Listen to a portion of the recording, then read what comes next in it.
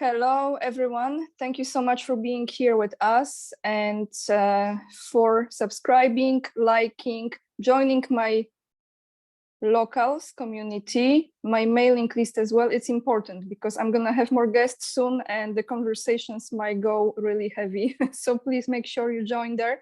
All the links you find down below this video. And today I am joined by Scott Ritter. Thank you so much, Scott, for coming back again for another conversation, hopefully great conversation.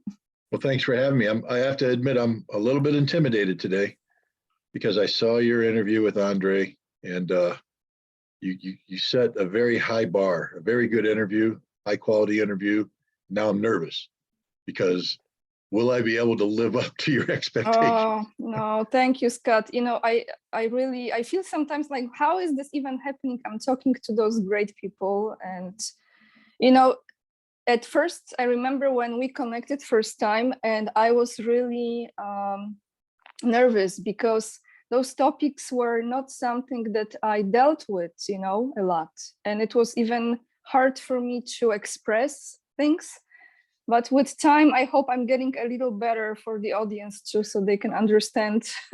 You're doing just fine. So ready? Thank you. Here we go. Ready. Here we go. Today, everyone, is a very special day in two places at the same time. And what I would like to say is this: on the 11th in 1918, the agreement in, if I pronounce the city correct, Campaign officially ended the First World War, also known as the Great War. Today in Poland, we celebrate the National Independence Day. It's a very special day, especially this year, and I will record another video about it.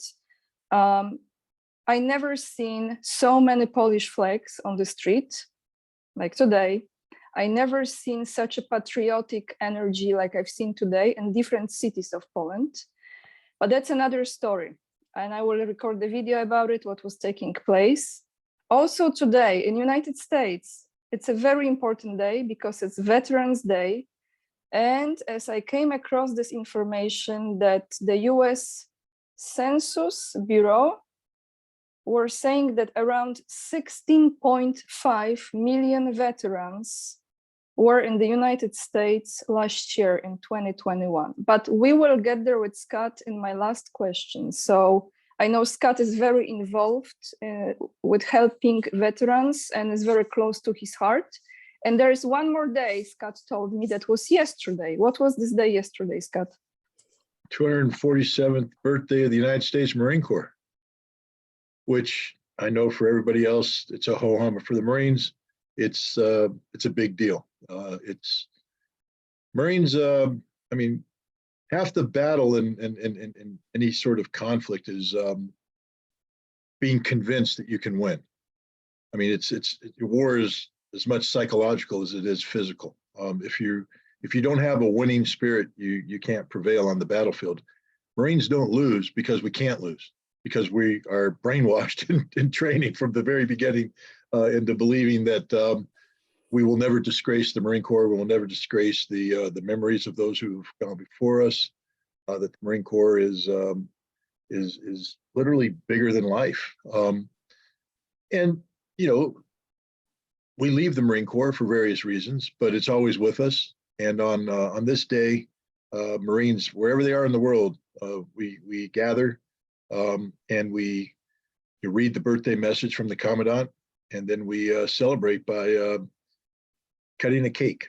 And I've been in places where there's only two Marines, me and another Marine, and the oldest Marine cuts the cake for the youngest Marine and serves him the first slice. And it's just tradition. And so yesterday we celebrated our birthday. It was a big deal for Marines everywhere. And what I would say about this is a lot of people are like, hey, man, you're like Mr. Anti-War now. And yet you celebrate the Marine Corps birthday. You're damn right I do. Celebrate the Marine Corps birthday. I'm proud of who I am. I'm proud of what I did. I'm proud of what I was. But you know what kind of birthday I want to celebrate? I want to celebrate with Marines where we don't have to give toasts to those who fell. I want to make sure that the Lance Corporal who cuts the cake today is the gunnery sergeant 10 years from now.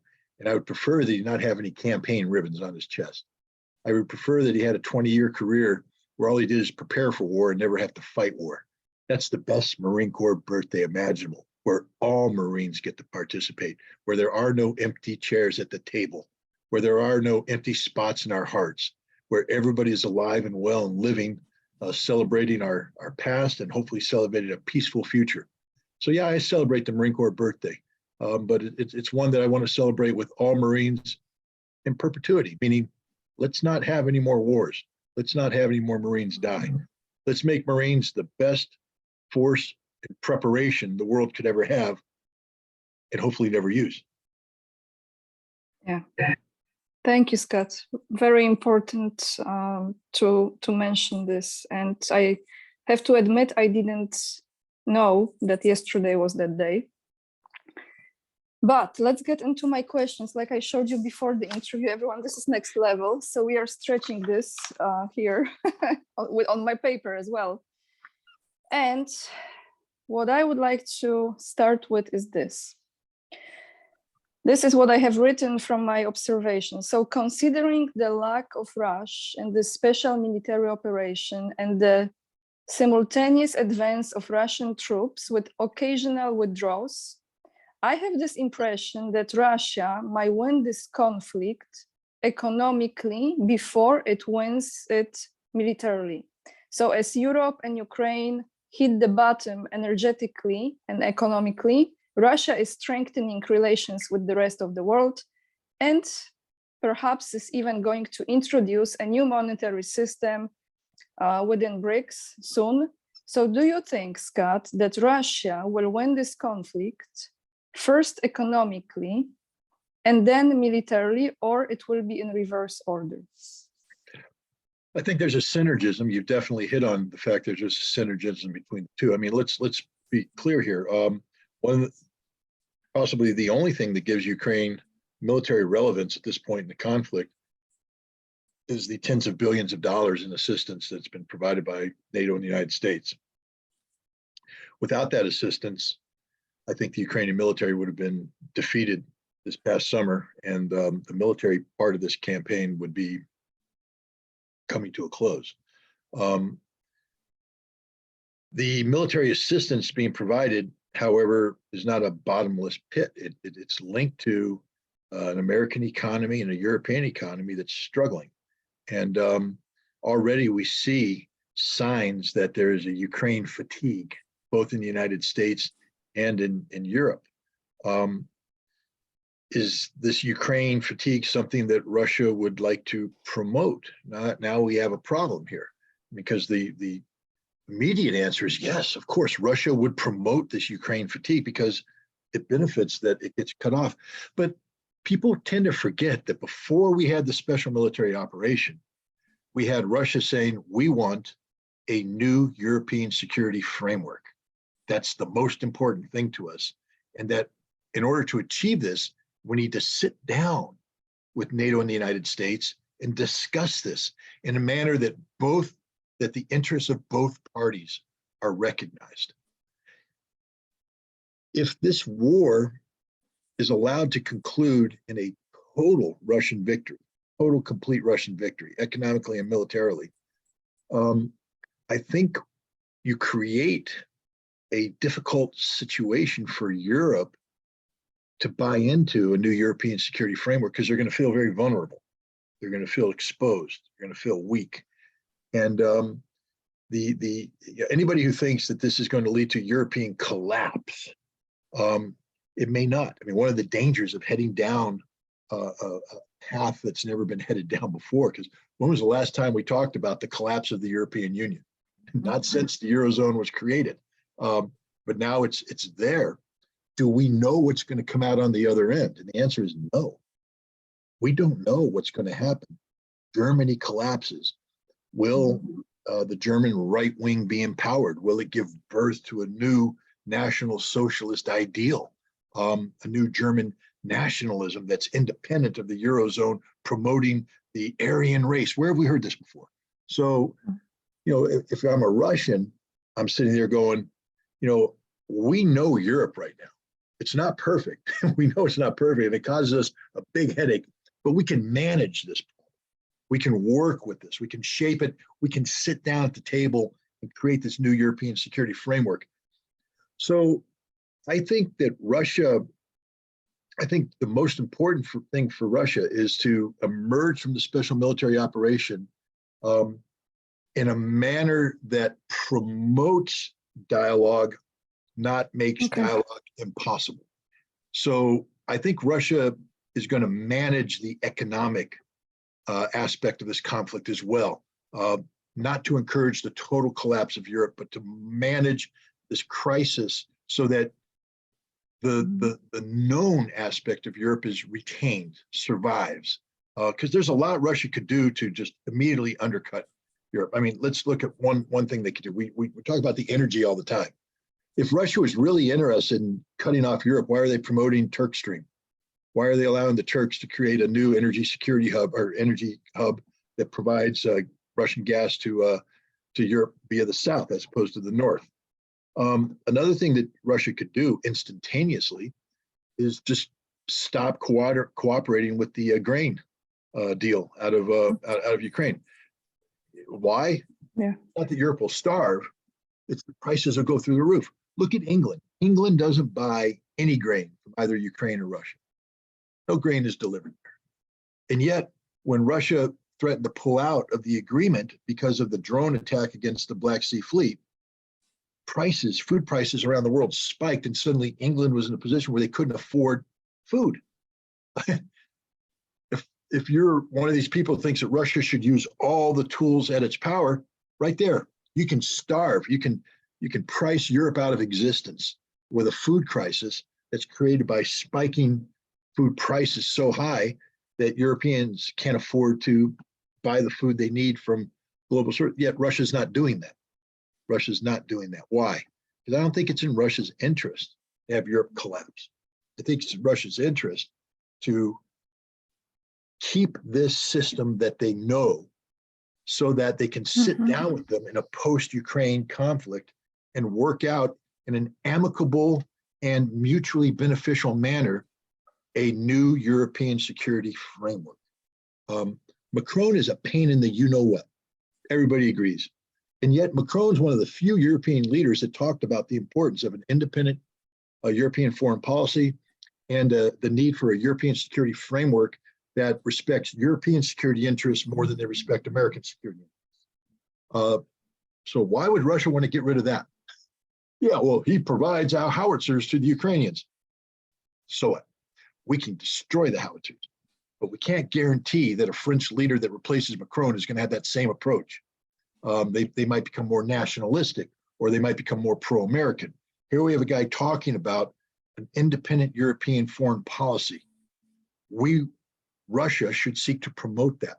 So I think there's a lot of complexity in this foreign policy and economic scenario that many people don't realize, because a lot of people look at it from the short term. What would benefit Russia the most in the short term?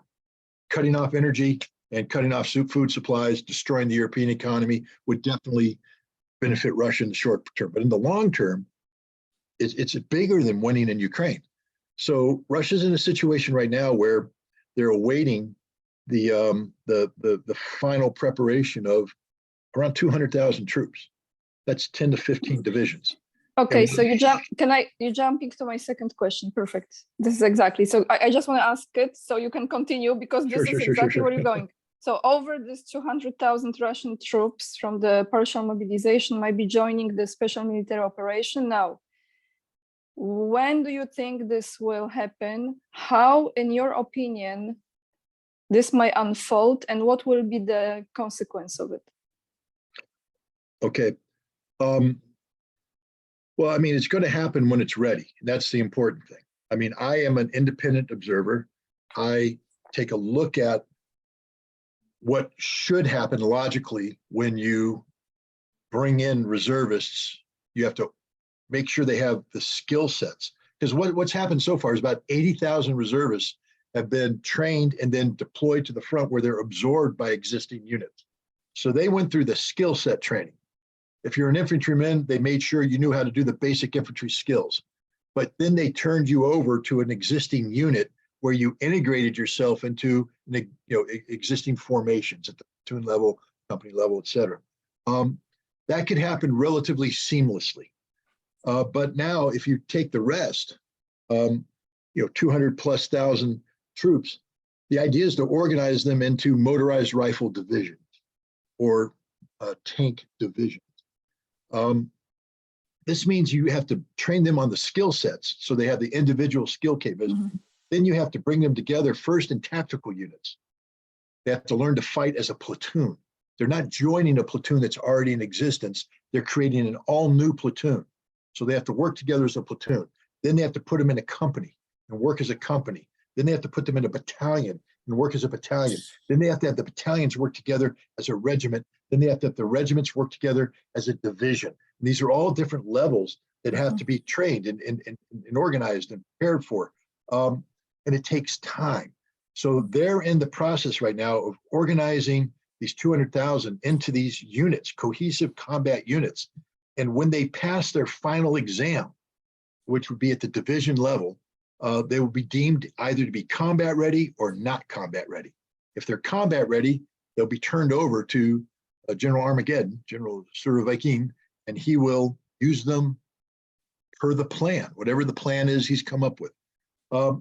If they're not combat ready, then they'll be recycled to make sure that the deficiencies that were identified are rectified before they be sent to the front. When I look at, what logically should go through, you go through and look at prior history of what it takes to train a Russian motorized rifle division, et cetera. I believe that these guys will be ready sometime by the end of this. Sort of about a month. The end of, sorry, can you say I didn't hear December. This year.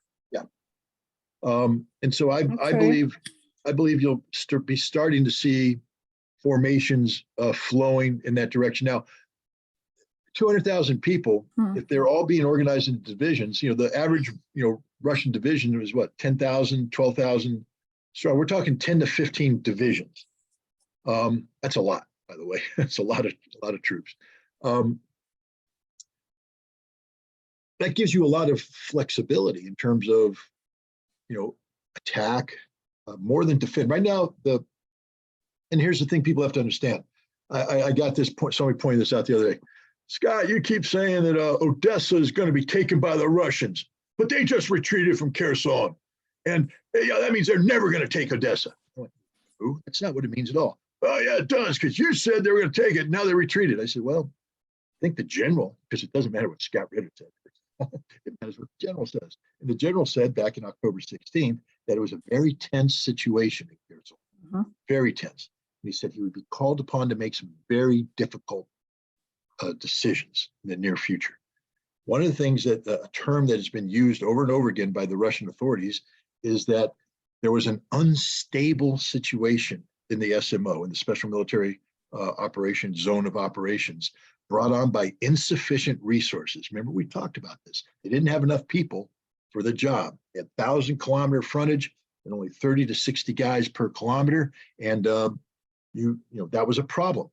So just because the general came in doesn't mean the problems are solved. It means the general needs to solve the problems. And so he's done that by taking these 80,000 troops and plugging in the holes. Instead of having a hard point and a hard point here with a big gap that you're going to cover with artillery, he's made a continuous defensive line still covered with artillery. So now the Ukrainians can't just run through a gap. The Ukrainians now hit a defensive line where they get pummeled by artillery and they get pushed back.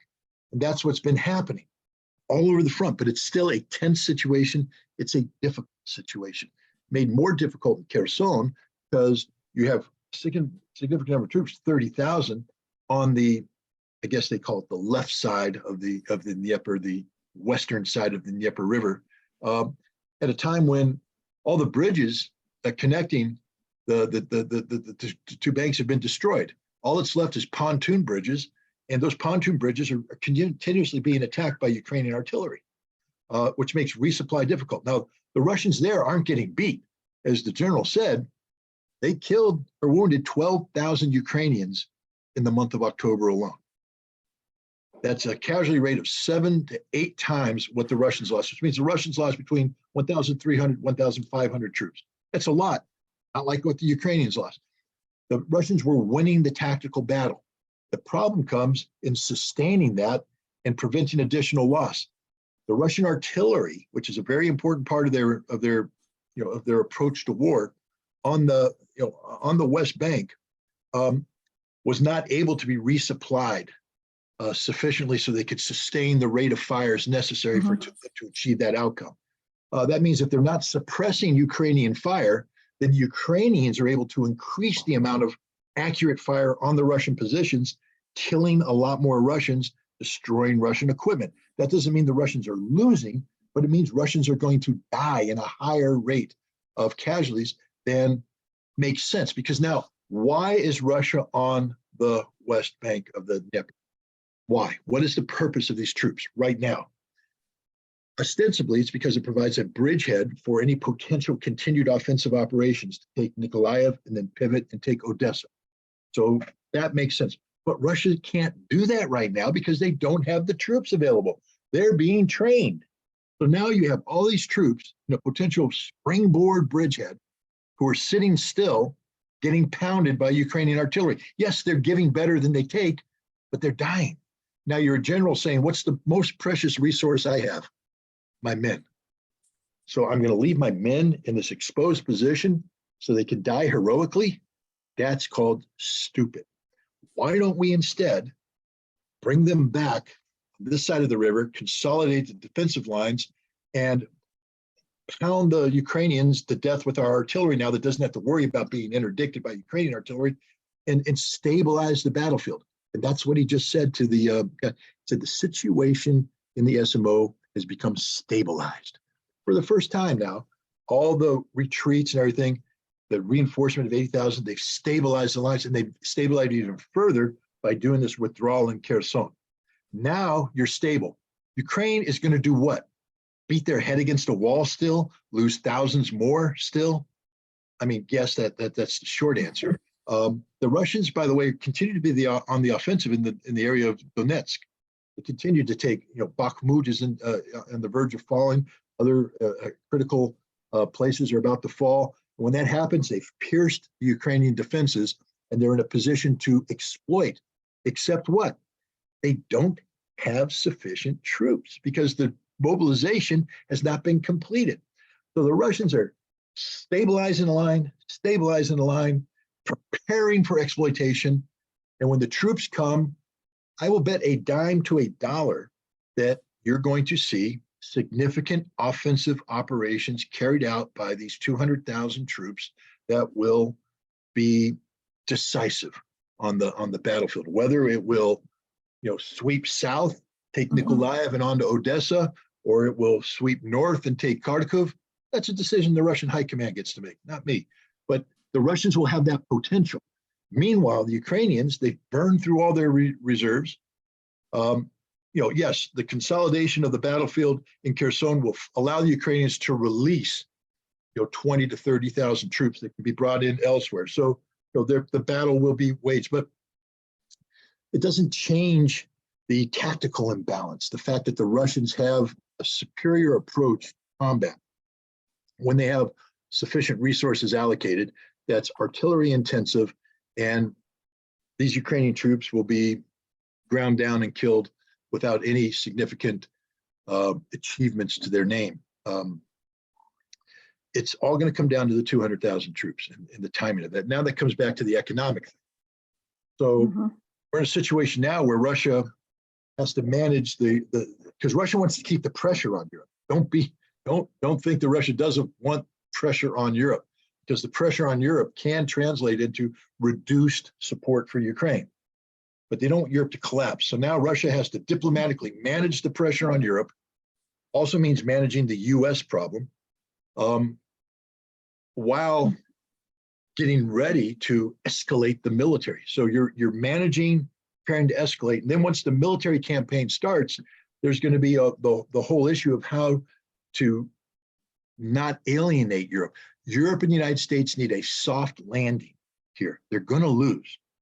Do you want them to crash and burn? or do you want them to come in for a soft landing? I believe that the Russians want the soft landing, because then the soft landing, they all get to walk away from the aircraft, come to the negotiating table. They're faced with the finality of a Russian military victory in Ukraine, and yet Russia is willing to talk about a new European security framework where the interests of both parties are considered. What this soft landing really looks like? Well, first of all, the soft landing preserves the existing political and economic elite structures. I've been someone who said that if this is allowed to go out of control, you're going to see revolutionary transformation in Europe that will see these elites evicted. And things may have progressed too far for that, for that not to take place. I can tell you right now, left to their own devices, some of these European governments won't survive the winter. I agree. But if Russia manages the problem, for instance, the G20, it's important, I think, that Putin's not going to the G20. People say, well, why? Why? Because the Russians are smarter than the average bear. I mean, they really are just, they think things through. While Putin could go to the G20 and seize headlines and have some propaganda victories, his presence will be disruptive, 100% disruptive. And all they'll be talking about is his presence, who's going to be in the room when he's in the room, who's going to meet with him, who's not going to meet with him. Zelensky won't come, this won't happen, this will happen, that. What does that accomplish? Nothing. But if you're the Russians and you say, hey, it's very important for us to manage this food crisis, this problem of food supply right now, and we have the agreement expiring, I think on November 19th, and we're meeting at the G20 where we want to negotiate, a broader food supply solution. Wouldn't it be better just to send Lavrov and let Lavrov meet with people and put these things out? And I think that's what they're doing. I think they're trying to use the G20 meeting not to be a disruptive power. And again, one would think it would be in Russia's interest to disrupt. Why? Because Russia's promoting the BRICS. And so why would you empower the G20, which is just an expanded version of the G7, that takes G7 policies and tries to relight them, while you're promoting the BRICS? Well, what happens when you subtract the G7 from the G20? You get BRICS. And so Russia is working with BRICS. They're just doing it in a different way. The Russians are just cleverer than anybody else at the table. Chinese are clever too. I don't mean it, but I'm talking about anybody of their opponents. I think Russia and China are going to go into the G20 meeting, and they're going to seek to be seen as working as responsible global citizens with the global community, inclusive of those people who are unfriendly to Russia, to try and solve some of the pressing global problems. And that's how you get a soft landing. You get a soft landing by Russia not being stupid, by Russia not playing childish games, by Russia working to ensure that nobody suffers needlessly. That it's not in Russia's interest to see Europe collapse. And there was an interesting article that I read, and it was people were criticizing me because they're saying, and again, I'm not above criticism, man. I'm just a Marine talking. If you don't like what I say, I'll listen. And sometimes, you know what? You're right. They were saying that. Boy, I just lost my train of thought. They were basically saying that. I'll have to come back. That happens. It's okay. But it's okay. The point is that there was this soft landing. I think Russia's going to try and promote that over total victory. That it's not in Russia's interest to have total victory.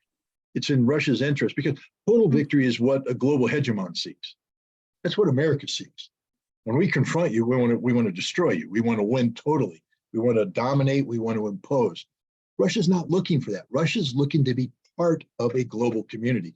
Russia is fighting to get a seat at the table, not to be the head of the table, a seat at the table, to be heard. And that's a different approach. But in the West, when we look at the Russians, we often mirror image our approach onto their actions, and we assume outcomes that the Russians aren't trying to achieve. Scott, what is going on with the civilians in that Kherson region? As I understand, there has been evacuation going on. But what does it really mean at this point? There are still people living there, and how is the situation with civilians in that region? I would like to know. Well, remember that of the 4 districts that voted for in the referendum, Kherson had the lowest numbers of people voting in favor of annexation,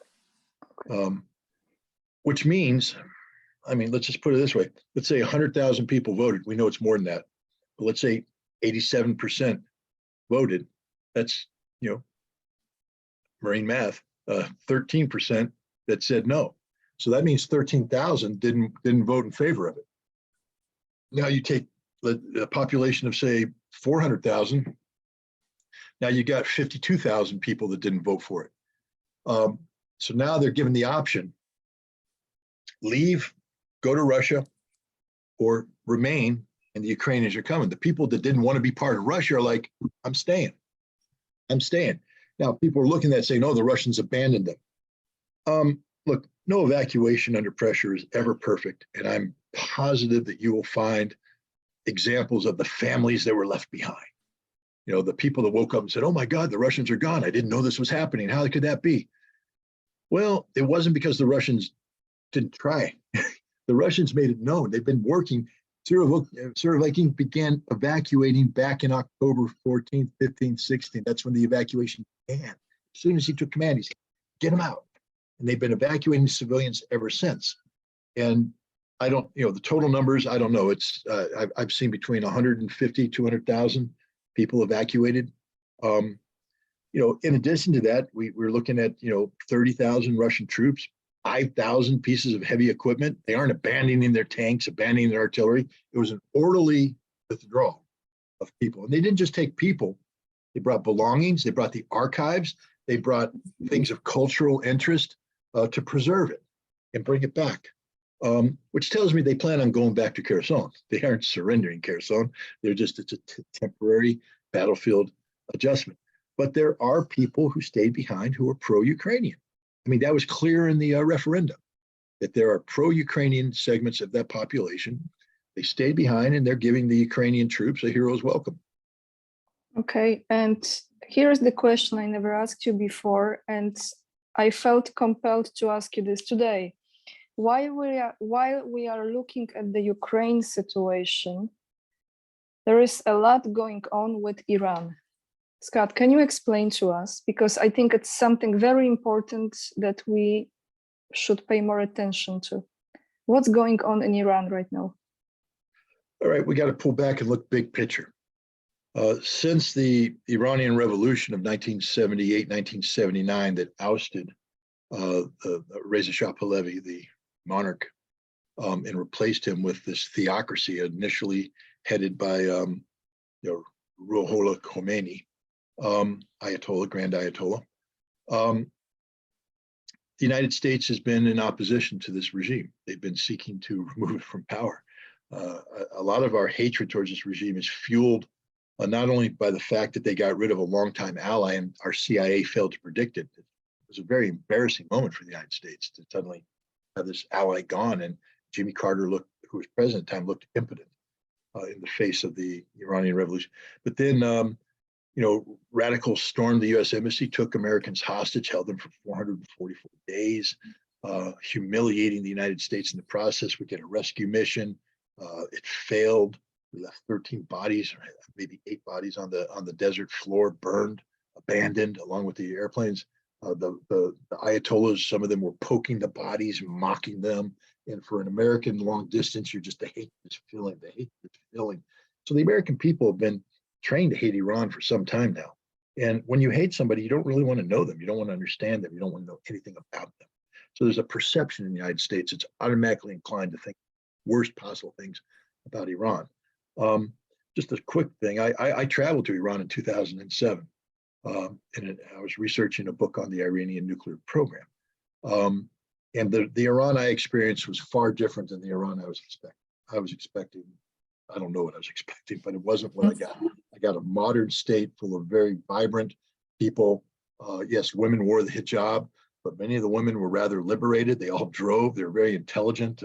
They weren't this subordinate class of people. They were out there, proudly representing themselves. The majority of the people were extraordinarily friendly, well-educated. Even when they found out I was an American, they were welcoming. It was stunning. It was clean. It was modern. It wasn't perfect, but it was, it was functioning quite well. Eye-opening experience to me. Did you stay there a long time, Scott? How long was this? I was there for a week. Okay. I would have liked to stay longer, but money is always an issue when you're funding your own travel. So that was not possible. But I bring that up because in 2009, I believe, there was a presidential election. I think it was the re-election of Ahmadinejad, then the president of Iran. He got re-elected.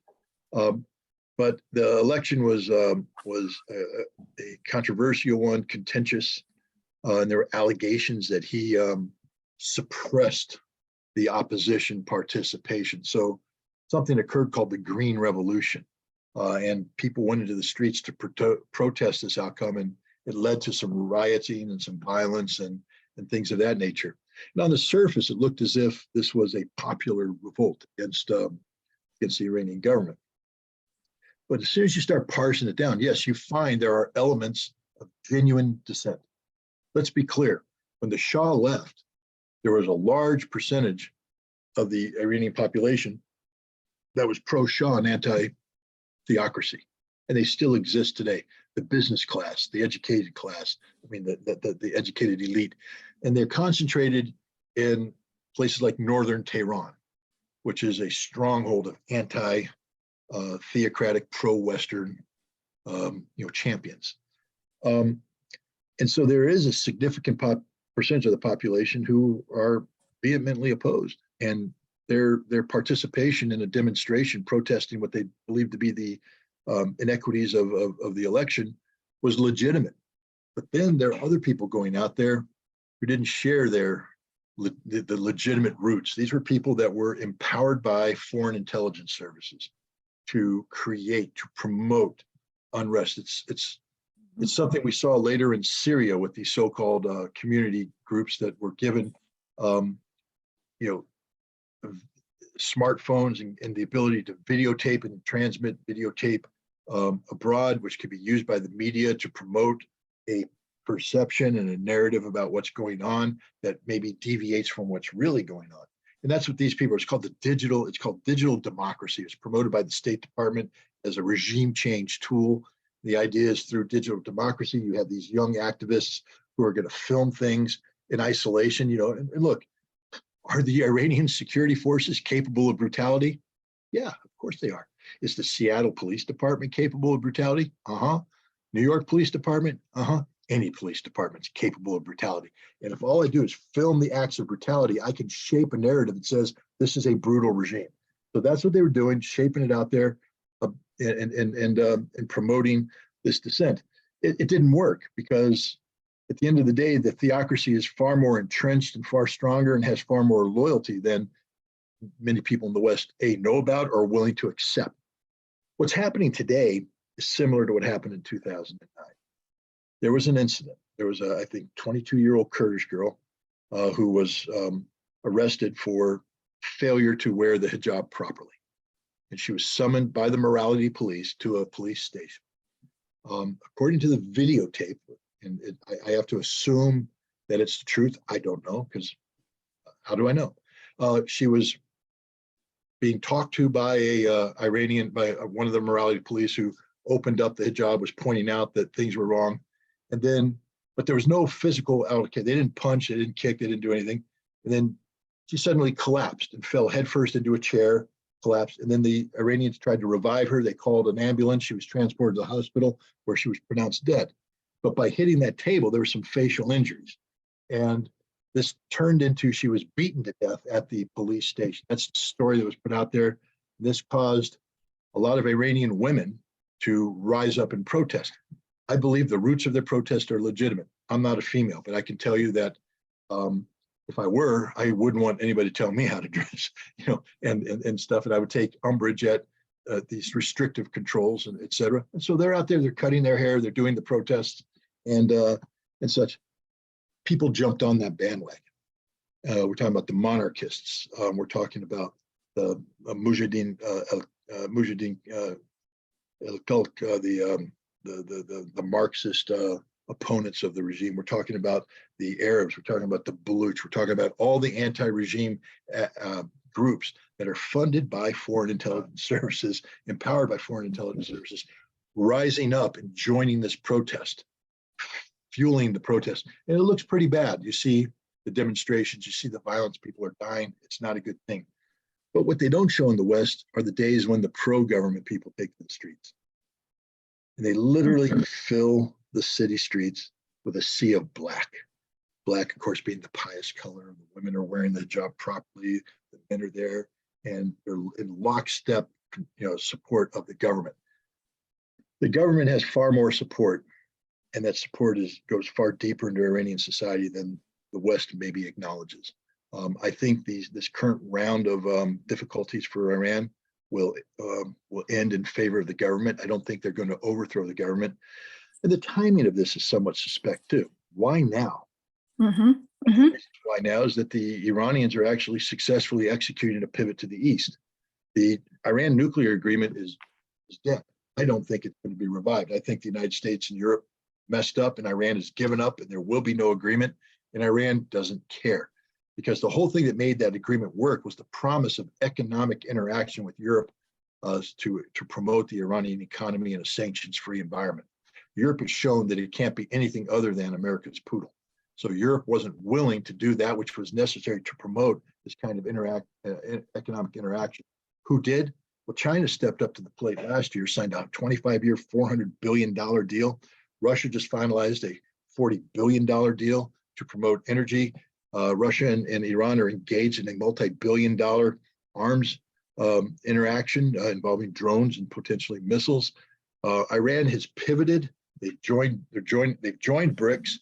They've joined the Shanghai Cooperation Organization. They are firmly in the camp of the Trans-Eurasian community, and their day of caring about the West is over.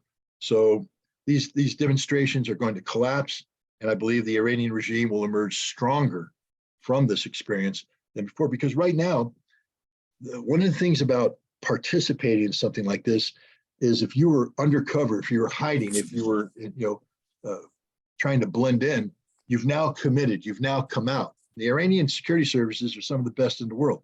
They're photographing everybody, they're writing down all this stuff, and you will never be able to go back into hiding again. So all of these networks that have been created since 2009 until now by foreign intelligence services are blown, they're gone. And the Iranians are going to shut them down, and then they're going to put in place mechanisms that make it more difficult to build these networks. So I think, as in most things that happened when Western intelligence services are involved, Iran's going to emerge stronger from this, and we're going to emerge weaker. Thank you, Scott.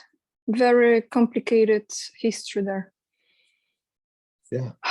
So now I would like to ask you about situation actually is taking place in Poland. And again, you are a perfect person to ask this question because the Polish government has chosen the United States as its international partner for the construction of Poland's first nuclear power station. And I've mentioned this in my solo videos on my channel.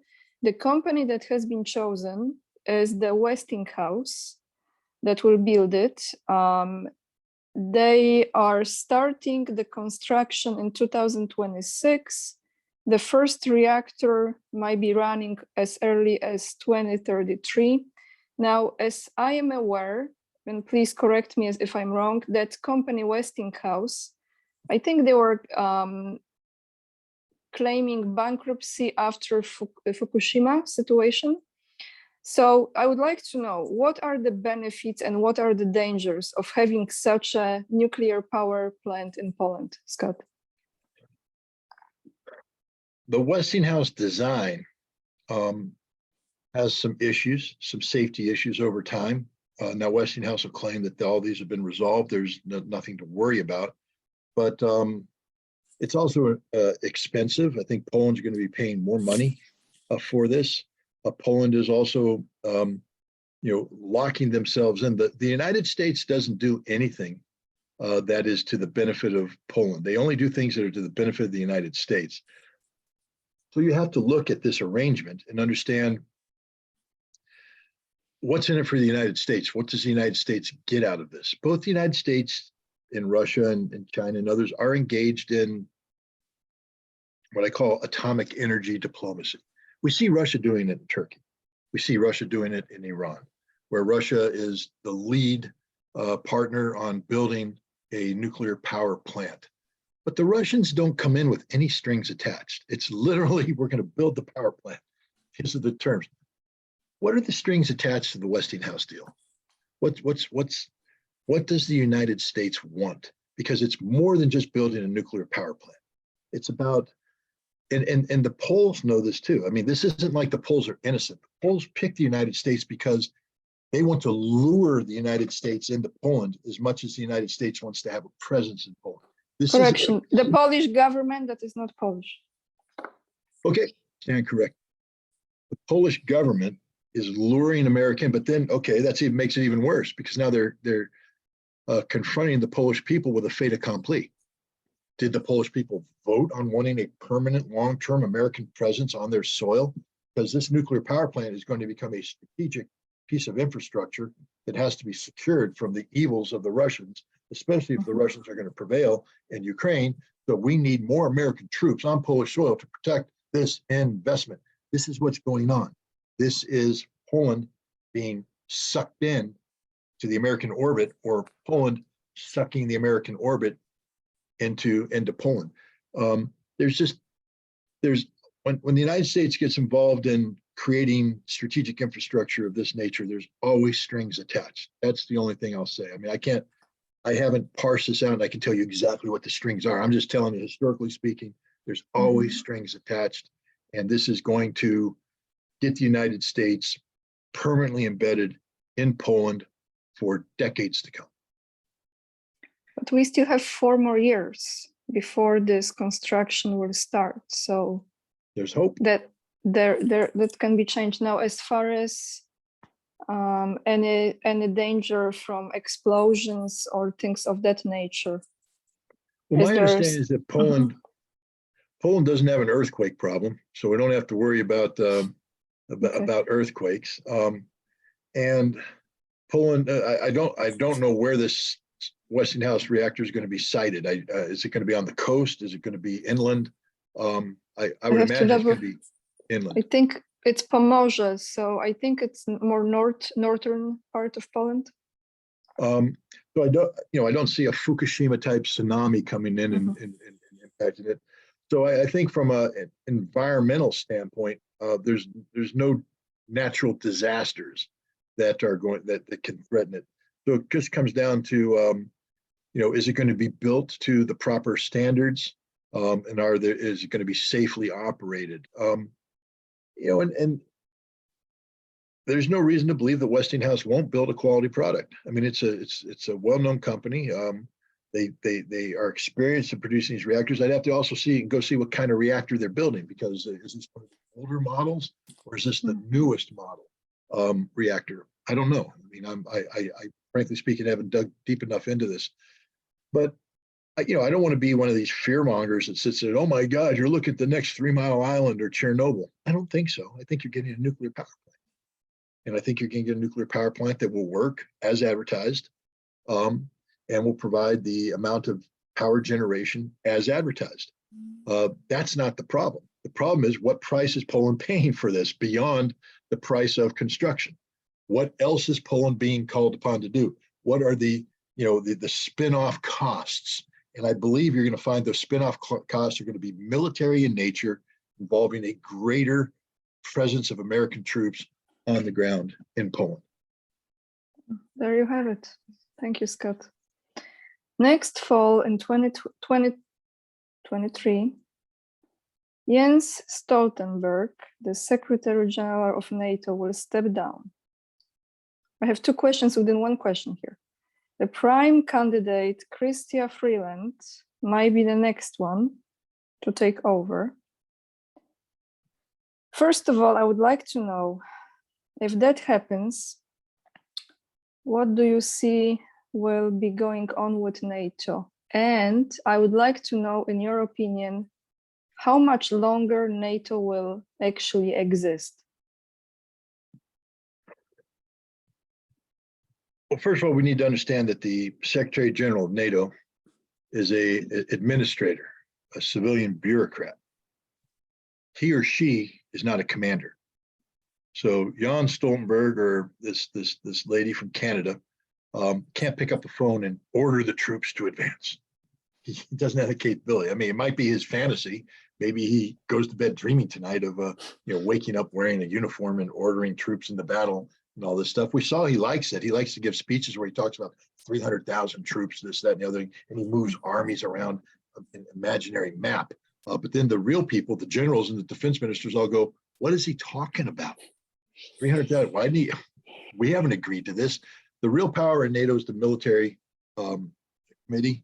And they're the ones that ultimately will make the critical decisions about war and peace. Stoltenberg's a political leader. Now, he has an important job to do. And if this Krista girl, when I say that, please, I'm not denigrating her. Women are fully capable of taking these jobs. I'm not sitting there pretending that a woman can't do this job. A woman can do the job and maybe can do it better than Jan Stoltenberg or anybody else that has come before him. Just not her. She's a Nazi. All right, straight up Nazi. And if they promote her to this position, what does that say about the values of the NATO alliance? I mean, they're literally taking a woman who is a Nazi. Her relatives were Nazis. She's a Nazi. She supports Ukrainian white supremacy. She supports the Azov movement. I mean, really, she's somebody who should be considered for imprisonment, not promotion. But that'll come to the future of NATO. But whoever becomes the Secretary General is going to have to deal with some very difficult realities. Budgetary, first of all. Stoltenberg tried to commit Europe to building this 300,000 person force of readiness. With what money? Really, Jan, where are you going to get the money? Europe's economy is floundering. So that's not. And where are they going to get the equipment? People talk about the 200,000 Russian troops. What they don't. By the way, sorry to interrupt you. How actually they get the money? Where the money comes from for NATO? How they get it? There is no bank of NATO. So there's no bank of NATO that sits there and the money comes from the individual members. 30 member states set a defense budget, and then to build their military, and then at NATO, they agree to allocate a specific percentage of their capability to NATO-specific functions. So from the taxpayers. Oh yeah, no, by the European taxpayer, the individual country taxpayer. They don't pay a NATO tax. They pay. If I'm a German, I pay my German government to build a military, and then the German government allocates a certain amount of that military to NATO commitments. That's why, when NATO was in Afghanistan, American generals had to continuously go around the different capitals, begging the different nations to provide more equipment. They didn't go to NATO and say, NATO, give us more. They went to the nations and said, hey, Germany, we need you to up what you're doing. Netherlands, you need to up what you're doing. France, come on, man, get up what you're doing. They didn't go to NATO and say, NATO, give us more. They went to the nations because the nations control it, not NATO. And now we come to the important part of your question is, what is the future of NATO? NATO as an institution, and this comes back, I think you're clever in your questions. This comes back to what we talked about at the very beginning, which is what is Russia's strategy for a soft landing? NATO is a alliance of 30 member states, and in order for this alliance to agree on something, it has to be consensus driven. Everybody has to agree, which is why, for instance, Finland and Sweden aren't NATO members yet, because one NATO member, Turkey, has said, hayır, that's Turkish for no. It ain't going to happen. Yok. More Turkish stuff. I lived in Turkey for a little while, so I'm showing off my 40-year-old memory. But the Turkish subscribers hit like. Turkish subscribers. Donor kebab. But Turkey said no. The fact of the matter is, this European crisis that we're seeing right now is going to have an impact on NATO. It's going to impact how the nations can support NATO and what NATO activities they're willing to support. Right now, the United States, because of the Polish issue, there's a lot of focus right now on Poland, not Polish issue, Ukrainian issue, on Poland, on Romania, on Hungary, Czech Republic, the Baltics, the nations that border Ukraine. But what about Germany? What about France? What about Italy? What about Spain? What about Portugal? What about Turkey? What about these other NATO members? The United Kingdom. I mean, it was meant to be funny, but it's true. The entire British Army cannot fill a European soccer stadium. Think about it. The entire British Army cannot fill a good-sized European soccer stadium. Let's say you have a stadium that's designed to hold 110,000 people. There's 72,000 people in the British Army. Oh my goodness, how is that even? So, well, and that's pretty much the rest of Europe too. The rest of Europe is weak. Yeah. In order to become strong, they have to spend a lot of money and invest in resources. Now, is Russian policy, now we come back to that very cleverly orchestrated question of yours. What is Russia's objective? To create the conditions in which NATO is motivated to invest heavily in their military and deploy this military towards the east to confront Russia. Is that Russia's real objective? Is that what Russia wants? Or does Russia want to sit down with Europe, inclusive of NATO, to figure out how to create a new European security framework that deconflicts Russia with Europe? Instead of increasing the number of troops on the border, pushes them back, brings it down. I think Russia has made it clear they want the new European security framework. So they have to manage this NATO problem. That's the other reason why they have to be careful about what they're doing in Ukraine. I keep hearing people saying, why would Russia negotiate? Everybody in the West is talking about a negotiation. Why would Putin negotiate? Well, first of all, Putin is only going to negotiate, finalize a negotiation on terms that are acceptable to Russia. The notion that he's going to be dictated terms like leave Crimea, leave the Donbass, pay reparations, turn people over, including yourself, to the Hague for war crime isn't going to happen. It's a joke. But now Putin could say, I refuse to have any negotiations, we cut all doors, and in doing so, alienate Europe, and you breathe fire into the fear factor. Now Europe is really afraid of Russia because Russia is unreasonable. Russia won't negotiate. Putin says, we're open to negotiation anytime. We want a negotiation. We're willing to work with you on a negotiation. What do you guys want to do? Let's negotiate. He's creating an environment that is negotiation friendly, that hopefully carries over from the Russian military victory in Ukraine to a dialogue with Europe about the new European security framework. That's Russia's #1 priority. It can't be done without resolving the Ukraine thing. But remember, Russia was trying to do that without invading Ukraine. So it's not like Russia said, we have to invade Ukraine to get this. Russia was willing to sit down and talk about a new European security framework without invading Ukraine. So, let's see what Russia does. I mean, because I don't sit in with, I know contrary to popular belief, I'm not really the Russian agent everybody thinks I am. I don't get off the phone every morning with a good friend Vlad and secretly advise him on what to do. I have no idea what's going on in his head. Now, that's not true, because historically speaking, Russian leaders tend to say things that they mean. So if you listen to Putin, you listen to what he says, you get sort of an insight. And it took Ray McGovern, an old CIA hand, who used to brief, vice presidents and secretaries of state on the intelligence. He said, he was one of the lead analysts in the CIA back in the day, in the 70s, 60s, and 70s, about Soviet issues. And he said, 80% of what we did was just read Soviet newspapers, open source. Simple as that, huh? Simple as that, really. Well, but then you have to understand how to read it. That was the key. How do you read it?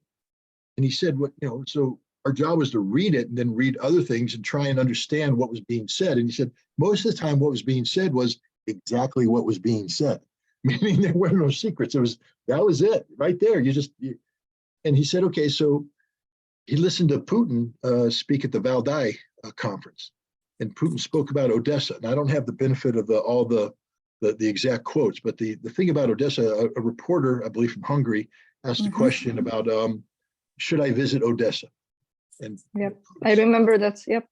Short answer was soon.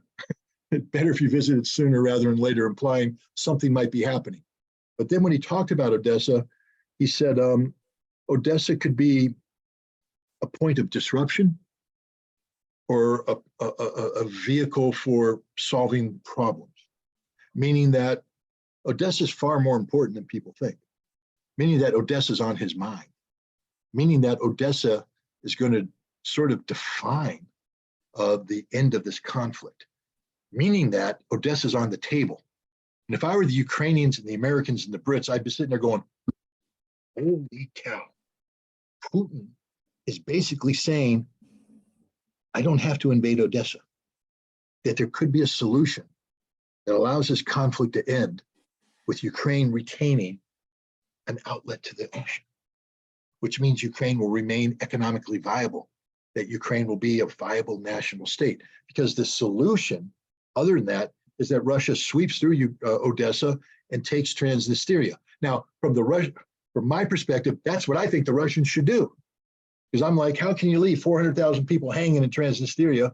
Odessa is a Russian city. You have 200,000 troops coming in. Take the darn place, link it up, solve your problems.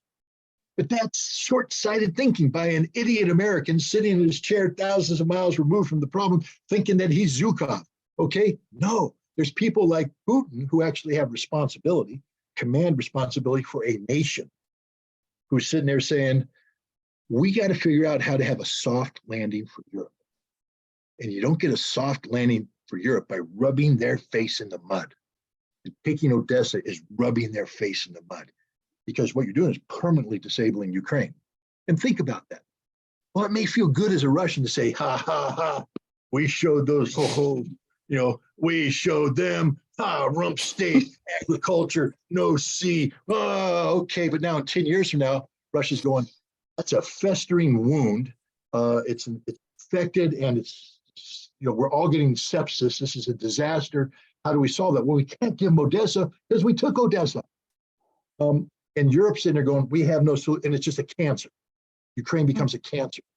So if you truly care about Russia and Europe and European security, you sit there and say, how can we end this so that Ukraine remains a viable nation state, that Europe doesn't feel threatened by overbearing Russian aggressiveness, and we create the conditions that allow us to sit down and negotiate a European security framework. See, I think the Russians are on that page. I don't know, but I think they are, because it makes sense. It's consistent with their policies, and Putin just told us. People in the West, the funny thing, you go to America, Putin spoke at the Valdai. What? The Valdai. What's that? It's this thing he does every year.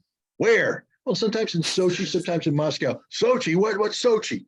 It's a city on the Black Sea. Black Sea, where's the Black Sea? I mean, just stupidity like that. Instead of going, yep, I follow Valdai, it's very important. I mean, think about it. What we're talking about right now, the Odessa comments were made because a lot of people just read his initial address. Yes. And they go, yes, anything there is a sort. No, this isn't that 4-hour question and answer period that followed, where all the important stuff was said. And you got to listen to what he says. This is the lesson that Ray McGovern has given all of us.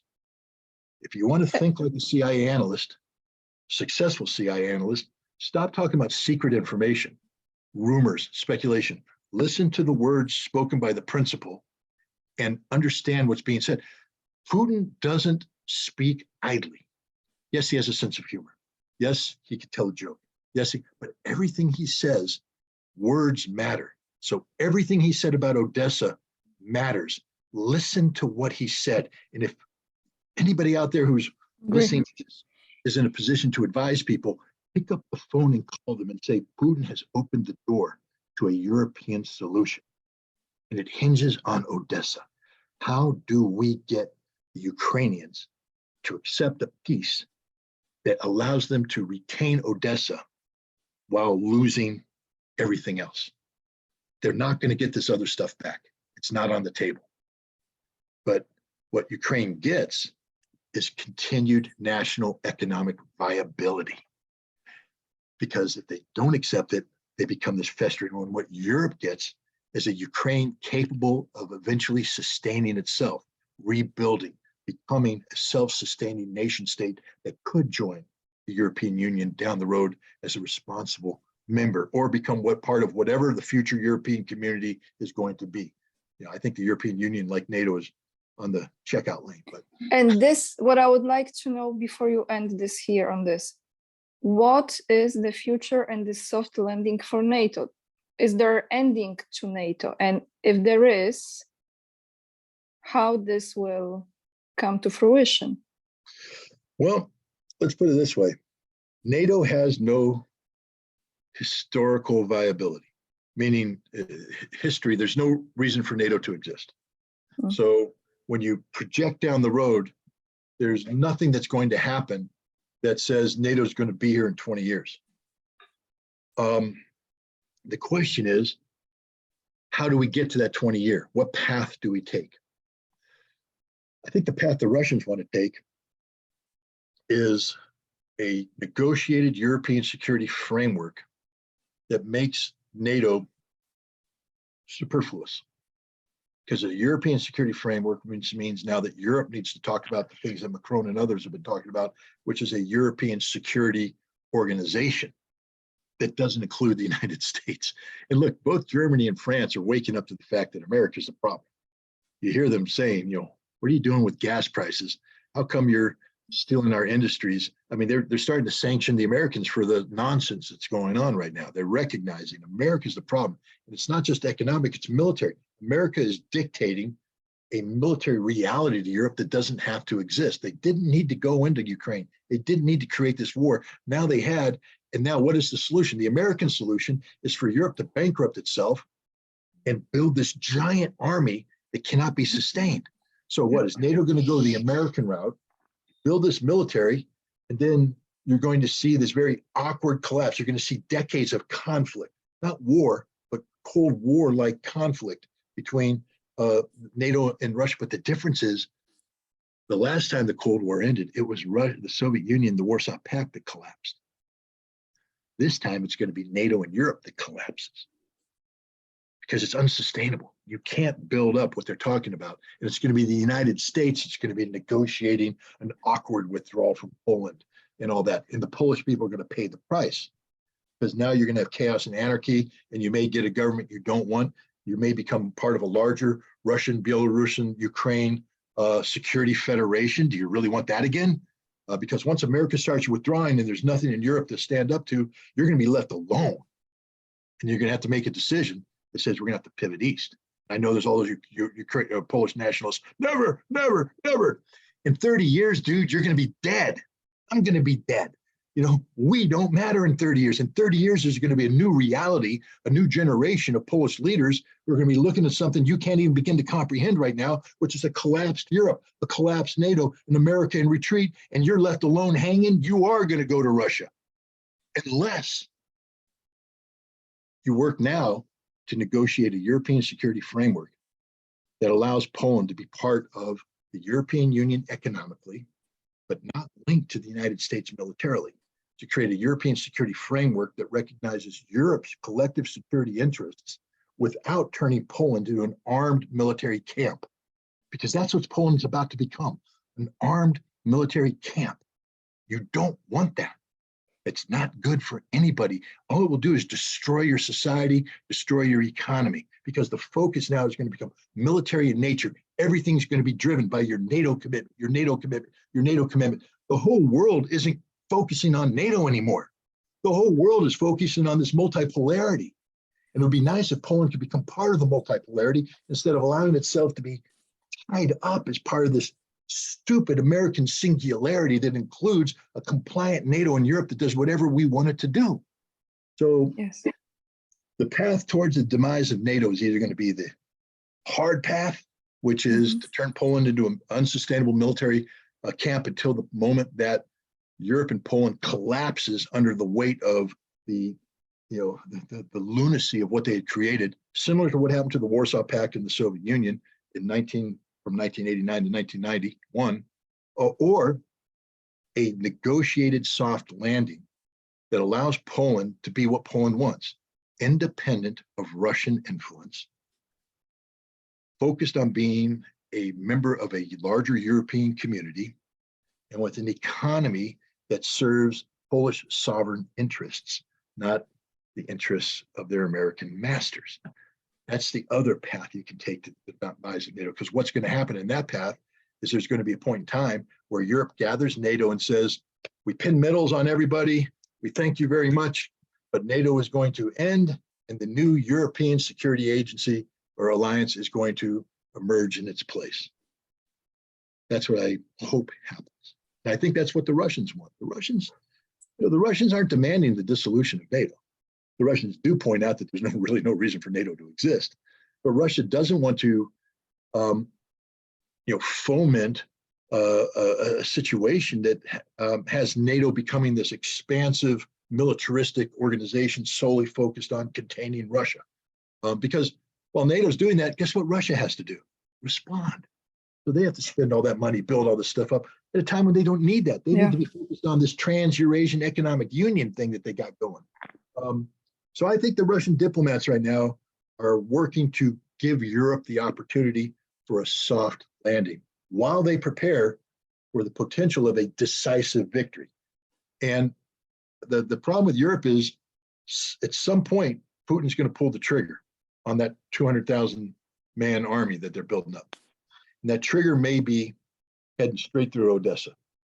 And that means nobody listened to what Putin said in Valdai.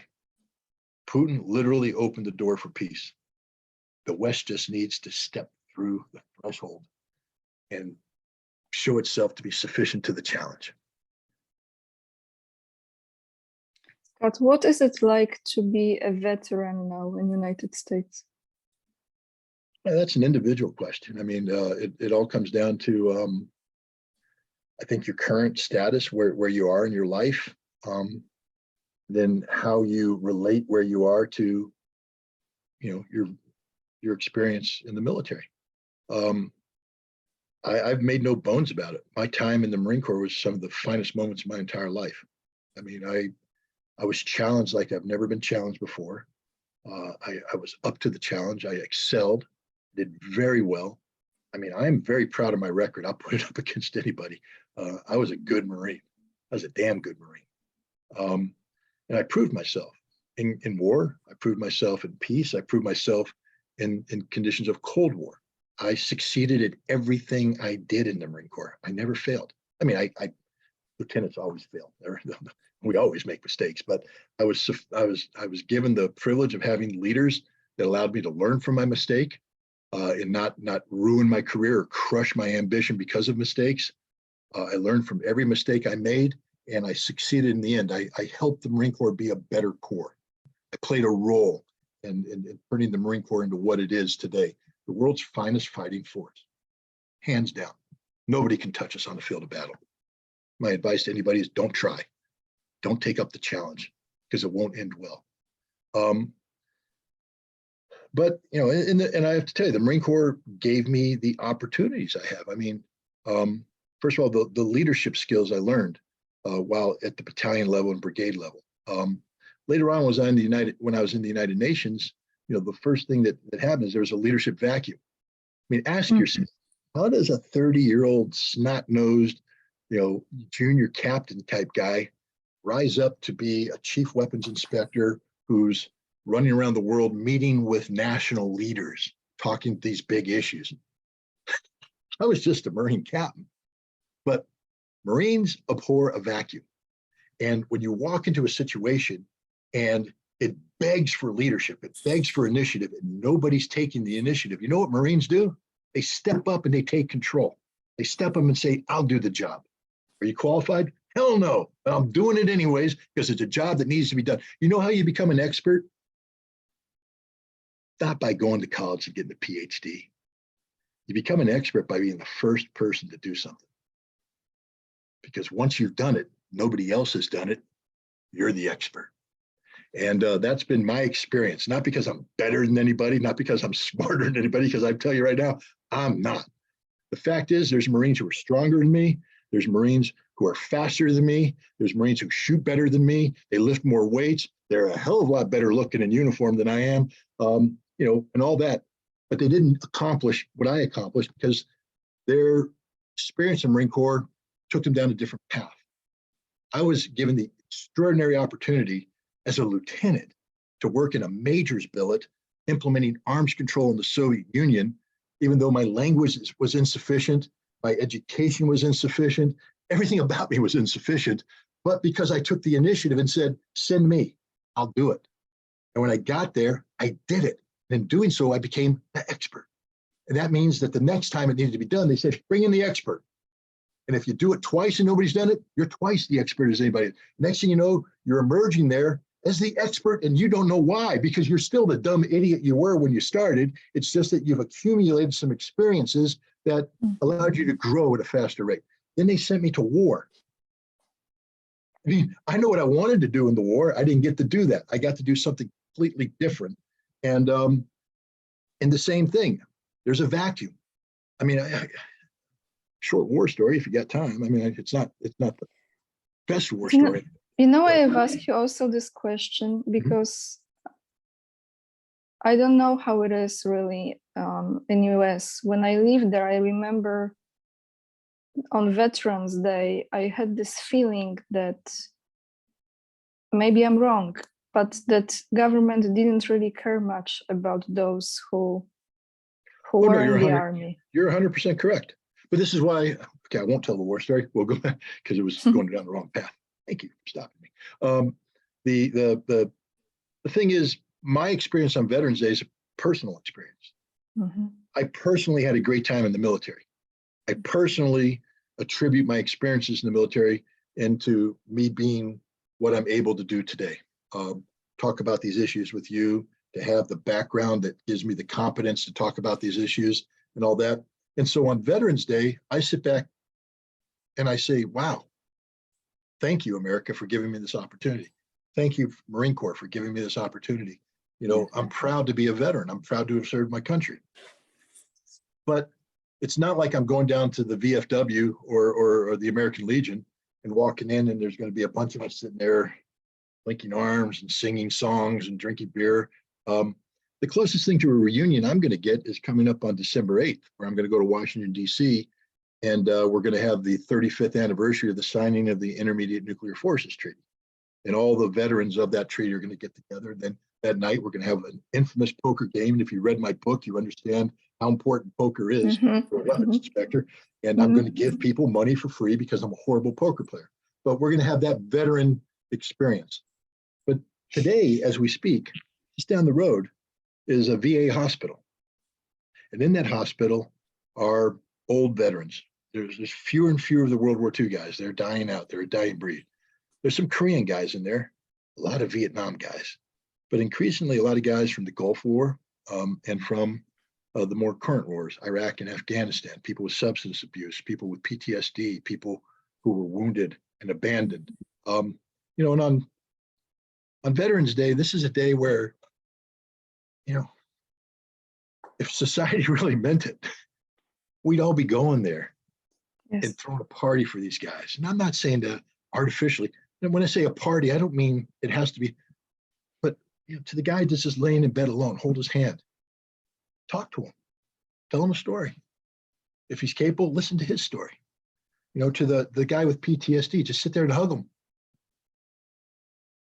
Well, you do it, Scott, right? You go there. I have. I don't. Yeah. It's it's tough to do by yourself because it's emotional. Yeah. I mean, there's only so much you can give before you totally break yourself and drain yourself. And I'm going to be frank with you. This whole stupid Russian war is draining me like nothing's drained me in times. There's a huge intellectual commitment to it. There's a time commitment, physically draining. I mean, it's emotionally draining because you become vested in the problem, not the solution per se. Because again, I'm an American, so I can't sit here and say rah rah Russia or rah rah Ukraine. I do say bye bye Nazi, but other than that, I'm just simply trying to look at the situation and talk about potential outcomes. If I thought Ukraine was going to win this war, I would say straight up, I think Ukraine's going to win it. I was honest when Ukraine received the billions of dollars. I said, this is a game changer. This is going to breathe new life into the Ukrainian military. It's going to make the conflict much more difficult for Russia. It's going to require Russia to increase the number of resources. That doesn't mean that I was pro-Ukraine, anti-Russia. I was just calling it as the situation was. But you do this, and there's other people out there who have taken sides, and they always will find something wrong with your argument, which is okay. But at one point in time, it just becomes draining on you. Yes. Constantly dealing with this stuff. And so, today, what I should have done today is turn off my damn computer. Yeah. Not have this interview with you, not have the 3 interviews I had before this, not have the one I'm going to have after this, not write the article I wrote this morning, not write the article that I'm going to write this afternoon, and just sleep in, eat a great breakfast, and then go to the VA and just walk from room to room to room. And now I feel guilty. No, don't. I'm just saying that, the problem is life happens. So even here, I'm sitting here saying that things should be done. I'm not living up to that. I'm committed to life. And you say, well, this is important, Scott. Well, everybody else who's committed to life is important too. Their lives matter. The pressures they feel from life matters. It's hard to celebrate your veterans properly, because to do so, you have to be totally unselfish. And there's not a single person among us that is totally unselfish. We think we're doing things for noble reasons, but it's still a selfish thing because we're doing it about us and for us. To do something like that, I have a standing invitation from a guy, and I'm going to take him up on it. So I'm glad we had this conversation. I'm going to call him up. There's a retirement home in town, and there's a lot of veterans there, not just military veterans, veterans of foreign service and all that. And he says they always talk about me. So I'm going to go over there and I'm going to let them talk about themselves. And I won't be able to do it today, but I'm going to call him up today because of this conversation. So Bill Vincent, if you're listening, expect my call, buddy. And Michelle Sanchez, she's a nurse at the VA. Hey, Michelle, let's get in touch. I need to get over there again, talk to these guys. So. That's great. Happy Veterans Day. Happy Veterans Day. Thank you, Scott, so much for today. I have 2 more things to mention. One is, okay, so I will tell you a story. There is this Polish journalist who is absolutely my favorite. His name is Maciej Maciak. No BS, tells it like it is, intelligent, smart, on point, following things. And he mentioned you several times. But what really, because I wanted to talk to him on my channel as well, didn't happen. It's okay, no offense. But I was one video he did, and he mentioned during this video about your Twitter post, the one when you returned to Twitter about Bucha. Yeah. And I said, oh my goodness. So here is Scott Ritter, who is my guest. And here is this person who I so appreciate, because to find independent, honest, with a backbone journalists, okay, in Poland, yes, you can, but this man is like for real. So I just want to, if he's watching right now, I just want to give a huge shout out to Maciej Maciak, because I learned a lot about Polish dynamics and realities and shenanigans thanks to him. And I know that he mentioned you several times. I just want to say it here a little bit. This is a selfish moment right now. That's okay. It's good to be selfish sometimes. But I know that he mentioned you, and that was really interesting for me to watch that. And Scott, let me ask you about your book, the Disarmament in Times of Perestroika, Arms Control and the End of the Soviet Union, which is right behind Scott. The links down below this video, as always. As you said to me before we start recording, this book might be translated in Russian, correct? That is correct. Well, it's being translated in Russian. It's being translated, yeah. Yes. And then we cannot really give the audience the time frame now, but we will definitely announce it as soon as it's ready. So yeah, let me see what time it will be ready, right? It's not that much longer, right? You think? Well, I hope not, but I mean, I'm not in control. Look, the people that are doing this I'm sure they have their vested interest. Nothing's done for free, but they took the initiative. They're doing this free of charge to help promote my story, the book, in Russia. So I think it's incumbent that I let them do it at their pace. It Yes. doesn't do me any good to become impatient. It'll happen when it happens. They want to do a very good job. I guess the way the book is written in American English, so there's a lot of nuance and things that need to be accurately captured, through translation, so that doesn't, so that you make sure it's saying the right thing, that you're capturing the emotion and the spirit of the book. So I think they brought in some of the best linguists out there who are working on this project. So hopefully when the book does come out in Russia, it'll be a book that accurately reflects what the story I was trying to tell. Perfect. Meanwhile, you can get it in English and you will find the links down below. And Scott, so people can find you on Telegram, Twitter. No, I'm not on Twitter anymore. I've been banned from Twitter. When that happened? 24 hours after I sent that tweet that your Polish journalist friend was talking about. Oh my goodness. The test tweet. Elon Musk failed the test. There's no free speech on Twitter. So I'm banned. We're waiting for the content panel, I guess, to do that. So not that. But I am on, I did create when I say I can't take credit for it. Jeff Norman, who runs the Ask the Inspector podcast, is a very good friend, and he's a good manager. And he has created a website, scottritterextra.com. And on that, you will find every video that I get. So for instance, when we finish here and you send me a link, I put that video on my Telegram, but he also puts it on the scottritterextra.com so people can access this. There's no paywall. Everything is free. Boom. I have a Substack that's linked to that, and I wrote 2 articles in the last 24 hours that are posted there. And again, the articles can be there's no paywall.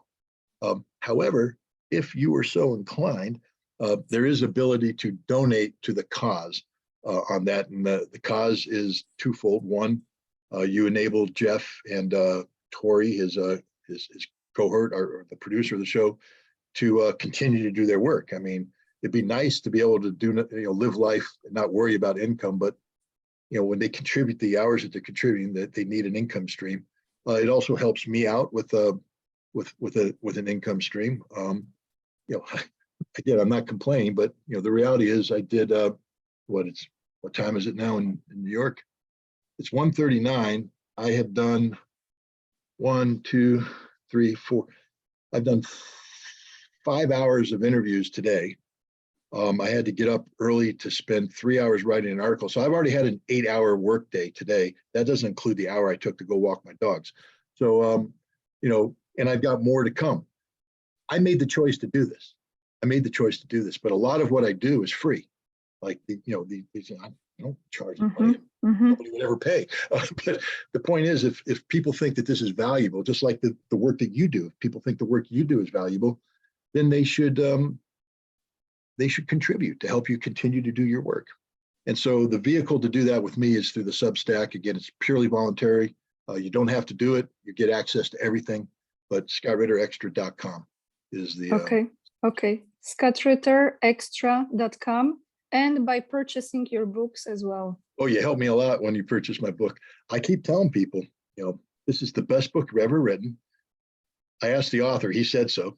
And it makes the perfect Christmas gift. I mean, we got the holiday season coming up, and why not buy a copy for every member of your family? But in all seriousness, it is look, if I could give the book away for free, I would.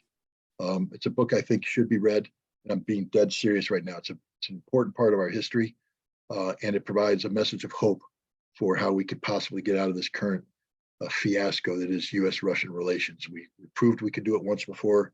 We can do it again if we put our minds to it. We don't have to reinvent the wheel. The wheel's already been built.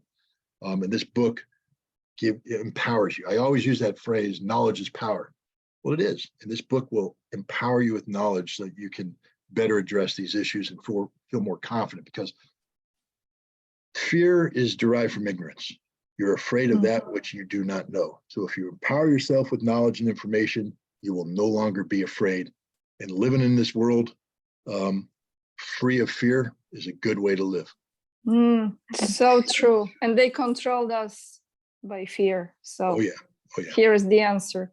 Scott, Putin, sincerely. Putin, are you afraid? Putin, are you afraid? Exactly. Yes, exactly. Yeah, you know, this or the other, right? Yeah. Actually, miraculously, Putin cured the last 2 years of the disease. The pandemic. Just cured it. Boom, done, gone. So Putin for the Nobel Peace Prize.